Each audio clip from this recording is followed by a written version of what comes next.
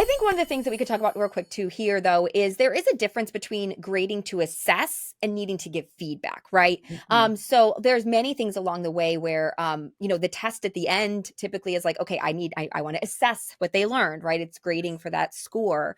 But there's a lot of points along the way where we're like, well, I need to see how they're doing, and we do these intermediate assessments, and those are different. Do you have any thoughts on that, Ashley? Yeah, actually, I this is one of my like soapbox things that I really am really passionate about. I read a year or two ago a book called Flash Feedback. I can't remember the author's name off the top of my head, but it was really, really helpful for me as an English teacher, especially because he specifically talked about this, like saying it's two different things to give a grade that actually assesses versus giving a student feedback. And this is why, especially as an English teacher, but all teachers, grading is so time consuming because very often you're doing two things at once.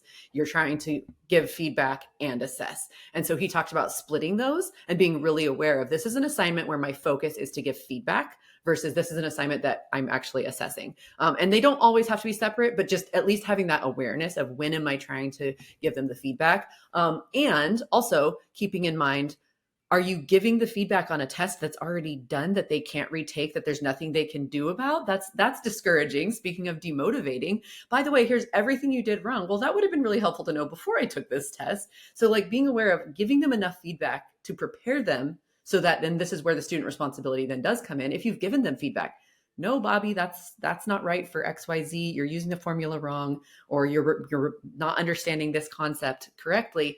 And if you've given Bobby all that feedback and he has just like ignored it and gets to the test and then you're assessing him and Bobby doesn't do well, then that's really on Bobby. But at least you can follow the trail of I gave you feedback and I told you where you were getting it wrong. And I sat in front of you and we talked about it. And I gave you a quiz and told you on the quiz why you were getting this wrong. And so then the test really is a true assessment of Bobby's effort.